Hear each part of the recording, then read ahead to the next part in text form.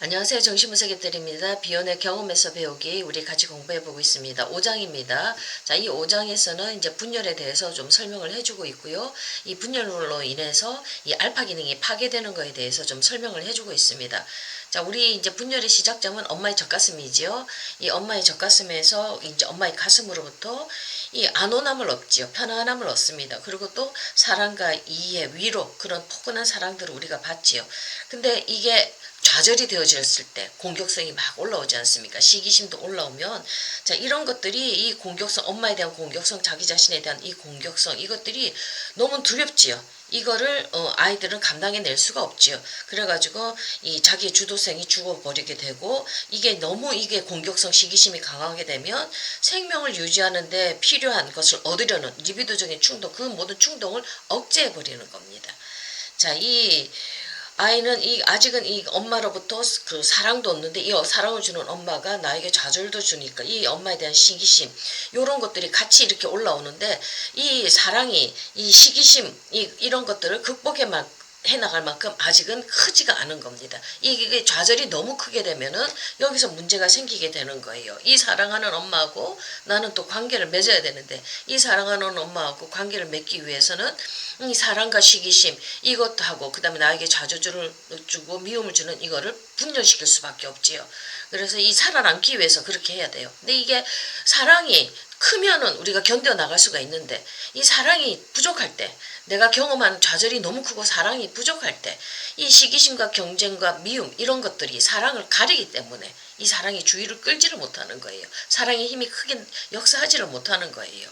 이렇게 되면 이 아이는 그러면서도 너무 미움과 시기심이 더 큰데 이렇게 되는데 또 살아남기 위해서 이 굶주려 죽잖아요. 그러니까 또 젖을 빨아야 되지요. 이 젖을 빨아야 되는 것에서부터 여기서부터 물질적인 만족 젖을 빨아서 먹는 이 물질적인 만족을 추구하는 것과 심리적 만족에 대한 것들이 분열이 시작된다고 얘기를 하고 있습니다. 이 젖가슴 거기서부터 물질적 만족과 심리적 만족이 이렇게 분열이 나오기 시작한다고 얘기를 하고 있고요.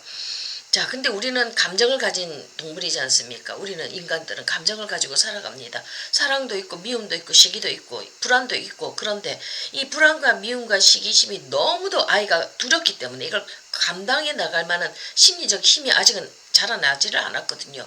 그러니까 너무나 두렵기 때문에 이 감정을 죽여버리는 거예요. 이 감정이 없다면 그 자체가 이제 죽은 것과 다를 바 없지만 이 감정에 대한 모든 자각을 파괴해버리는 거예요. 이게 더 무섭지요. 안에 내적인 나의 어떤 것들이 죽어버리는 겁니다. 사랑과 감사하는 마음을 일으키는 그 상황에서 시기심과 미움을 참을 수 없기 때문에 분열이 일어난다고 이렇게 얘기했지 않습니까? 이 분열은 우울을 막기 위해서 생긴 분열이라든지 과학적 충동에 의해서 촉구된 분열과는 다르다고 얘기를 하고 있습니다. 자, 사랑과 이해, 경험, 지혜를 주는 이 가슴, 엄마의 젖가슴이 동시에 시기심을 일으켜서 문제가 일어나는데 이것이 더 큰 문제는 뭐냐면 알파 기능을 파괴한다는 겁니다.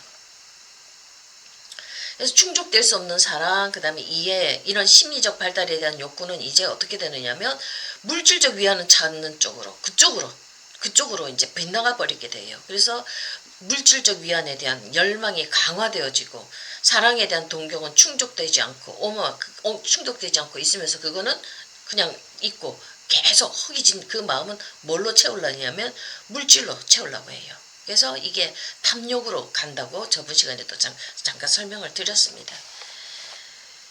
자, 이 굶주림, 죽음에 대한 두려움에 의해서 한쪽은 생기고요. 또 한쪽은 사랑, 지독한 시기심에 대한 그 시기심과 미움에 대한 두려움에 의해서 이렇게 분열이 생길 수밖에 없는데 이 분열은 내담자가 모든 형태의 물질적 위안을 탐욕스럽게 추구하는 심리적 상태를 만들어버린다고 얘기를 했습니다. 그러니까 이건 충족시키려고 해도 충족이 안 되지요.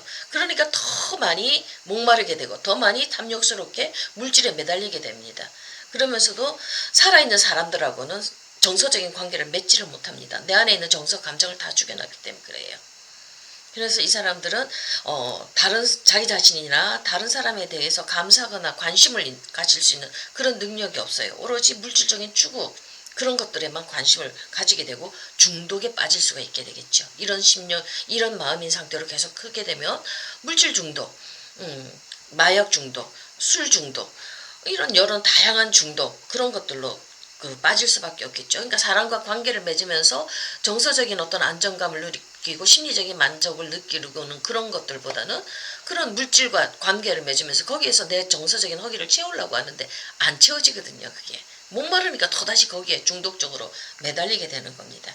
자, 여기 이 시발점이 우리가 모든 중독의 시발점이 바로 여기서 젖가슴에서 충족되어지지 않을 때 분열시켜서 그런 현상들이 성인이 될 때까지 나타나는 겁니다. 그러니까 물질에 계속 위안을 얻는 거지요. 자, 이 우리의 정서적인 허기, 그 다음에 우리의 그런 어떤 고통스러운 감정들, 그 다음에 우리 삶의 어떤 결핍된 부분들은 이걸 이해해주고 추상화시킬 수 있는 알파 기능이 있어야지만이 우리가 이것들을 정신성으로 승화시켜 나갈 수가 있는 거거든요. 그러면서 좀 더 고상하게 우리 인간답게 정신적으로 뭔가 위안을 얻고 추상화시키면서 의미를 갖고 해석을 하면서 이렇게 살아갈 수가 있는데, 자, 이 사람들한테서는 나중에 이게 엄마한테서 뭔가 정신적인 위안을 받을 수가 없으니까 알파 기능도 잘 생성되지도 못할 뿐더러 이 자신 안에 있는 알파 기능, 자신 안에 있는 이런 것들을 그냥 결핍되어 있고 파괴시킨다고 이렇게 얘기를 하고 있습니다. 이 사람들은 특히나 이제 그 상담에 들어오면 이 상담자하고 맺는 관계도 옛날에 자기가 그 어떤 정신적인 만족을 주는 엄마하고 가슴과 맺는 관계가 없었기 때문에 이 분석가하고 맺는 관계에서도 이 해석, 젖이죠. 정신적인 젖인데 이것도 제대로 받아 누리지를 못합니다. 그 어떤 해석을 하게 되면 그냥 그걸 헛소리라고 느끼고요. 근데 그렇지만 해석을 다 이렇게 거부하긴 하지만 그래도 뭔가 자기하고 경험해왔던 거하고 좀 더 다른 거, 그 어떤 다른 것들이 느껴지기 때문에 조금씩 마음의 문은 열린다고 얘기를 하고 있습니다. 이 사람들은 그냥 자기가 접촉하기 위해서 무생물하고 접촉하기에 접촉한 장비들, 그런 것들, 그런 물화된 것들만 이렇게 관계를 맺고 기계적인 것들로만 관계를 맺기 때문에 살아있는 사람과의 관계, 정서적인 관계에 대해서 굉장히 부담스러워하지요. 무슨 헛소리야 이렇게 하고. 그렇지만 이게 내가 예전에 맺어왔던 관계하고는 조금 더 다르네, 이런 것들을 조금씩 느끼기 때문에 우리 상담가들이 조금 인내심을 가지고 접촉을 해야 되는 걸로 이렇게 얘기를 하고 있습니다. 왜 그러냐면 마지막 여기 44페이지 그런 얘기를 쓰거든요. 종국에는 그가 들은 말의 의미 중 얼마만큼은 받아들이게 된다. 계속 두드리다 보면 결국은 이것을 다르네 하면서 서서히 이걸 받아들이게 되는데, 이걸 받아들이게 되면서 안에서 변화가 일어나고 그 사이에서 변형이 일어나고 치료가 되어지는 것이지 않습니까? 그러니까 그만큼 그 사람들은 분열이 너무 강하기 때문에 그 자기 안에 죽은 것들, 또 사람을 물화되고 있어 기계적인 관계만 하기 때문에 이런 사람들을 살려내기 위해서는 정말 많은 인내심이 또 필요한 거죠, 우리 내담자들한테서. 자, 이 알파 기능이 파괴됨으로써 이 사람들 자기 알파 기능 파괴하거든요. 이 알파 기능을 파괴함으로써 살아있는 대상과의 접촉 경험을 피하려는 거. 이래서 자동 기계처럼 자기 자신의 어떤 측면, 자기 오토매틱하게 자동 기계처럼 이렇게 자기 자신과도 관계를 맺고요. 자신 안에 어떤 살아있는 감정의 세계, 그런 것들하고도 접촉할 수가 없지요. 그러니까 자기 내면의 세계가 다 황폐되어 있죠. 그러니까 이 사람들은 어찌 베타 요소만이 생각하기를 대체하면서 이 베타 요소, 이 나쁜 것들, 이 공포스러운 힘든 것들을 그냥 축출해내야 된다. 그냥 쫓아내야 된다, 내버려야 된다, 이렇게 투사적 동일시 기제를 통해서 이런 것만 쓰는 거예요. 그러니까 어떤 경험 속에서 배워나가지를 못하는 거예요. 알파 기능이 있어야지 우리가 어떤 경험, 정서적인 경험에서 하나씩 배워나갈 수가 있는데, 이 사람들은 알파 기능이 없으니까 베타 요소만 그냥 있어서 그걸 그냥 추출해내고 그냥 버리기만 할 뿐이고, 액팅아웃이나 행동화나 이런 것들을 통해서 이제 이런 현상들이 나오지요. 그러니까 이 사람들은 당연히 그 경험의 세계에서부터 배울 수가 없겠죠.